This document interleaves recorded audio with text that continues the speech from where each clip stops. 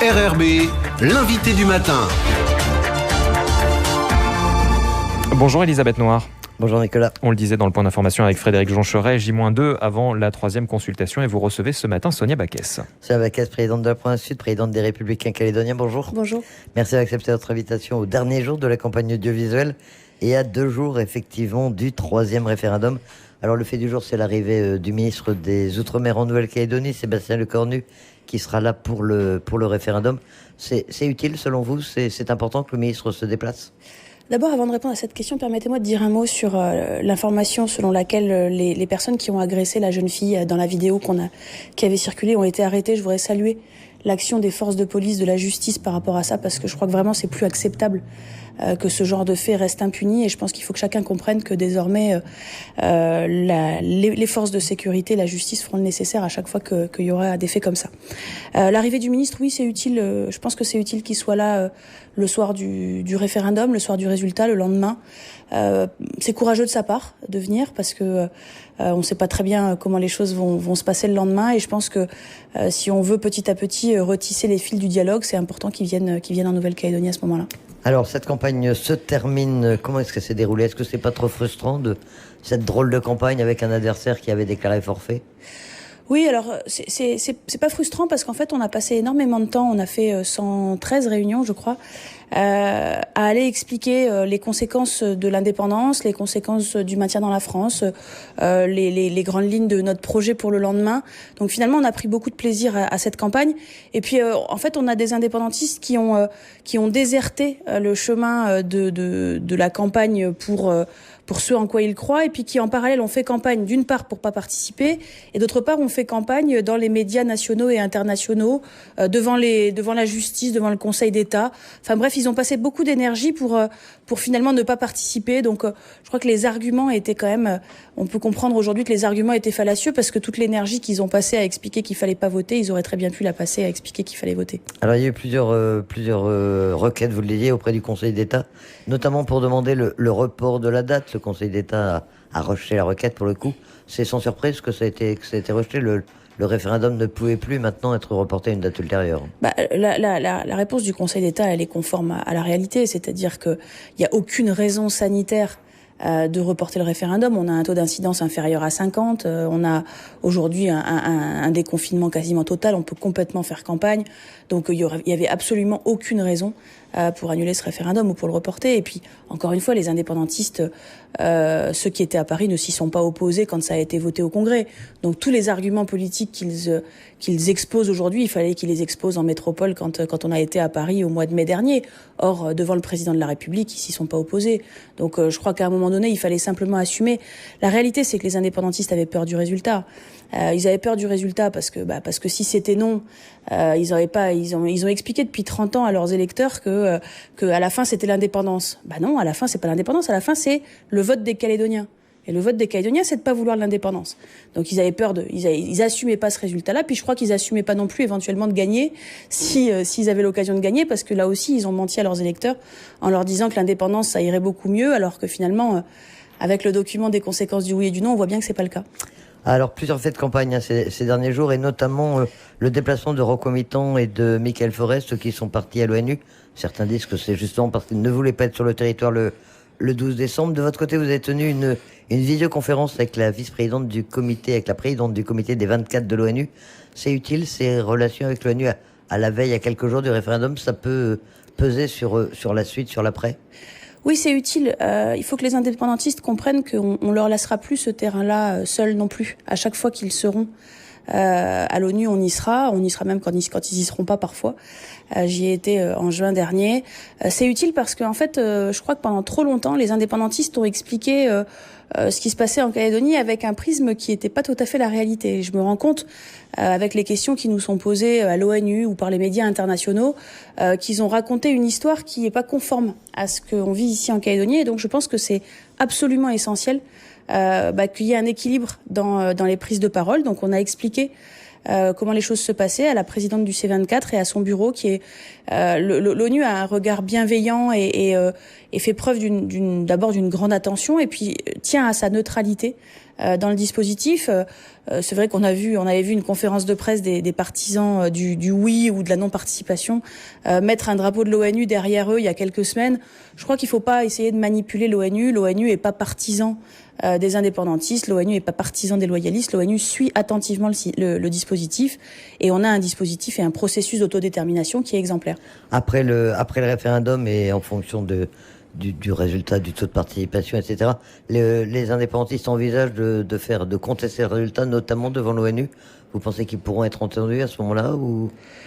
Non, parce Est-ce que ça pourrait avoir des conséquences, en tout cas, sur le résultat du scrutin? C'est ce qu'ils veulent faire, mais vous savez, ils imaginent qu'ils sont tout seuls et que personne donne la réalité des choses. Quand on explique à l'ONU qu'ils disent qu'ils peuvent pas faire campagne alors qu'ils sont en train de faire campagne pour dire qu'il faut pas voter, ou qu'ils disent que y a la situation sanitaire est intenable alors qu'on est à un taux d'incidence de moins de 50, tout ça, en fait, tous leurs arguments, c'est bien quand s'ils sont tout seuls et que personne va leur expliquer l'inverse. Comment ils vont aller contester? Juridiquement, c'est pas contestable. Tout est fait pour que juridiquement ce référendum il soit organisé de manière exemplaire. Et politiquement, personne n'a empêché qui que ce soit d'aller voter. Et d'ailleurs, je crois que il y a un certain nombre d'indépendantistes qui ont l'intention d'aller voter. Et c'est très bien. C'est très bien. Je veux dire, ça fait 30 ans qu'on leur explique qu'il faut aller voter. Ça fait 30 ans qu'on leur explique que le droit de vote, c'est important. C'est très bien qu'ils aillent voter. Enfin, franchement. Vous pensez qu'ils oseront? Ou il y en a beaucoup qui n'oseront pas aller voter étant donné les circonstances et les mots d'ordre qui ont été donnés? Je crois que c'est très dur pour quand on est kanak dans un bureau de vote indépendantiste d'aller voter. C'est très dur parce qu'il y a des pressions, hein, c'est une réalité. Et nous, on a eu des témoignages assez forts. On va avoir des groupes sous les manguiers qui vont expliquer aux gens qui vont aller voter que c'est bien de pas y aller. Donc c'est très dur, c'est beaucoup plus dur. Déjà c'était dur pour ceux qui voulaient aller voter non, mais bon, ils étaient dans l'isoloir, ils étaient tout seuls, mais déjà c'était pas facile parce qu'ils avaient la pression, qu'on leur demandait de donner l'autre bulletin à la sortie. Mais là, aller dans le bureau de vote, on sait que c'est très compliqué, on sait qu'on va avoir de la déperdition dans les bureaux de vote indépendantistes, mais il y a eu des appels d'un certain nombre d'autorités coutumières pour essayer que les choses se passent bien, pour pas mettre la pression. Est-ce que c'est sincère? Est-ce que ça va être fait? Je sais pas. Mais en tout cas, très clairement, c'est pas facile pour cela. Toujours dans les faits de campagne, mais dans le côté, sous l'aspect juridique ou judiciaire en tout cas, on a vu hier le MOI, le mouvement des Océaniens indépendantistes, annoncer qu'il saisissait la Cour de justice de la République à l'encontre de Sébastien Lecornu pour un apéritif qui aurait eu lieu en Nouvelle-Calédonie lors de son dernier déplacement. Vous étiez présente à cet apéritif d'ailleurs. Qu'est-ce que vous pensez de toute cette affaire? Alors d'abord, il faut rappeler que... c'est ce que je vous disais tout à l'heure. Ils font feu de tout bois. Finalement, ils font pas campagne, mais alors ils vont porter plainte partout auprès de tout ce qu'ils peuvent. Le MOI, c'est quand même un groupuscule extrémiste indépendantiste. La réalité, c'est ça. Donc qui essaye de se faire une place dans la scène médiatique à quelques jours du référendum. La réalité, c'est que cette réunion de ce samedi soir, je crois que c'était le 16 octobre, c'était une réunion avec des jeunes indépendantistes et des jeunes loyalistes. Vous le savez, l'arrêté de confinement permettait des déplacements dans le cadre du travail. On était dans le cadre du travail. Il n'y a absolument rien qui soit contestable. Je crois pas que se retrouver dans une réunion avec des indépendantistes et des loyalistes soit réellement considéré comme quelque chose de festif. Forcément, c'est l'avenir qu'on prépare et je pense pas que les Calédoniens puissent nous contester l'intérêt de ce genre de réunion. C'est Mediapart qui a sorti l'information, mais en Nouvelle-Calédonie, ça a été relativement peu médiatisé. Le ministre laisse entendre qu'il pourrait porter plainte pour dénonciation calomnieuse. Je le ferai aussi, si je suis mise en cause, je le ferai aussi. Alors, pour revenir au référendum proprement dit, c'est quoi l'enjeu de cette troisième consultation? C'est la fin de l'accord de Nouméa, c'est une étape essentielle dans le processus que vit la Calédonie? Oui, l'enjeu c'est de terminer ce processus de l'accord de Nouméa. Il devait durer 20 ans, il a duré 23 ans, ça n'en finit plus. Les Calédoniens sont en apnée, ils retiennent leur souffle depuis des mois et des mois. Ils ont envie que ça se termine. Et donc l'enjeu de ce troisième référendum, c'est que ça se termine. Et puis il y a un enjeu majeur, c'est que la Cour européenne des droits de l'homme a considéré que le gel du corps électoral était temporaire pendant la durée de l'accord de Nouméa. Avec ce troisième référendum, on clôt l'accord de Nouméa et donc on cesse cette privation de droit de vote pour des milliers de Calédoniens Et ça aussi, je pense que c'est une manière de reprendre son souffle et de redonner de l'espoir à ces Calédoniens qui sont exclus depuis trop longtemps. Ce sera, à mon sens, le combat majeur et principal des prochaines années. On sait très bien que ces 40 000 personnes, elles participent à la vie de la Nouvelle-Calédonie, au quotidien des Calédoniens. Il y a des conjoints de Calédoniens, il y a des enfants maintenant qui sont nés ici, qui n'ont pas le droit de vote. Il est urgent qu'ils le retrouvent. Le taux de participation sera bien sûr un facteur important et regardé de près. Comment convaincre les Calédoniens d'aller voter, d'aller participer ? Je crois qu'il faut surtout pas être trop tranquille jusqu'au bout. Moi, je suis très attentive à tout. On a répondu à chaque contentieux, etc. Mais là, on entend quand même des voix indépendantistes qui disent qu'ils vont aller voter. Quelle proportion, j'en sais rien. Mais si finalement on a une proportion d'indépendantistes important qui va voter et puis que nous, on décide d'aller à la pêche, on pourrait avoir des surprises. Donc j'invite les Calédoniens à pas aller à la pêche, à pas bouder ce scrutin et à y aller et à aller voter non pour ceux qui en sont convaincus. Et alors, qu'est-ce qui se passe au lendemain du 12 décembre ? C'est quand même la grande question et la réponse que l'on attend depuis 30 ans maintenant. Comment est-ce que vous voyez les choses ? Qu'est-ce qui peut se passer dans les prochaines semaines, dans les prochains mois, sur les 18 mois qu'avait fixé le ministre ? D'abord, les indépendantistes nous disent depuis des années, l'accord de Nouméa, tout l'accord de Nouméa, rien que l'accord de Nouméa. L'accord de Nouméa, il dit si c'est 3 fois non, les partenaires se retrouvent pour discuter de la situation ainsi créée. Donc s'ils sont des partisans de l'accord de Nouméa et respectueux de l'accord de Nouméa, ils viennent autour de la table.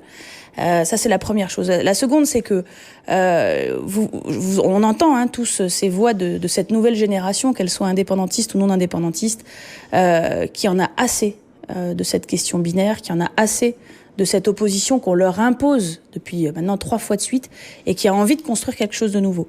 Et je crois que si les indépendantistes, les leaders indépendantistes qui sont quand même de la génération précédente, de la génération des signataires de l'accord de Nouméa, si les indépendantistes sont pas capables d'entendre ça et refusent de se mettre autour de la table pour des raisons d'ego ou parce qu'ils n'ont pas réussi à obtenir ce qu'ils voulaient comme ils le voulaient, ils vont avoir des soucis internes chez eux parce que réellement, moi, j'ai fait énormément de réunions avec des jeunes de toutes tendances, de certains qui se posent la question du oui ou du non, des gens qui votent non, quelques-uns qui votent oui, enfin qui ont l'intention de voter oui, et qui disent on en a marre, on veut un nouveau projet, on veut quelque chose où on avance ensemble.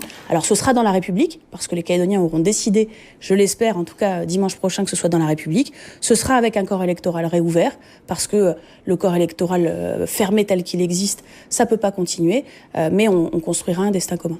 La tendance pour l'instant, c'est de dire qu'ils ne veulent pas discuter avec l'équipe actuelle et qu'ils vont différer les discussions à l'après-présidentielle, voire à l'après-législative.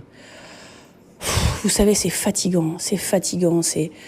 Il faut à chaque fois les supplier pour venir autour de la table, pour choisir qui sont les interlocuteurs. Allons-y. Ça fait 33 ans qu'on y est dans cette période transitoire. On y va, ça sert à quoi je veux dire, alors j'ai bien conscience qu'on va pas tout régler avant la fin du quinquennat d'Emmanuel Macron, et puis c'est pas grave.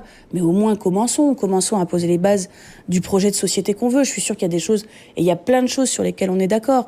Mais c'est quoi encore l'intérêt de perdre du temps ?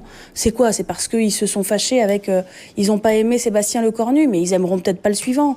Enfin, je veux dire, là aujourd'hui, il faut être lucide. Les 4 premiers pour les présidentielles, il y a quand même pas beaucoup de gens à gauche, donc ils ont quand même une chance d'avoir un président de la République qui est soit Macron, soit quelqu'un qui est plus à droite. Donc arrêtons. Il faut qu'ils se mettent autour de la table et puis point barre. D'ici dimanche, la campagne se poursuit. Quel va être votre programme ? Vous allez continuer à essayer à aller sur le terrain ou... Oui, on continue à faire toujours des petites réunions, des petits formats. Alors la campagne se termine ce soir à minuit, donc ça va être court, mais on en a encore ce soir. On en a encore eu hier soir. On continue jusqu'au bout. Et c'est donc dimanche, le 12 décembre, pour le 3e référendum. Monsieur Abacas, merci d'accepter cette invitation.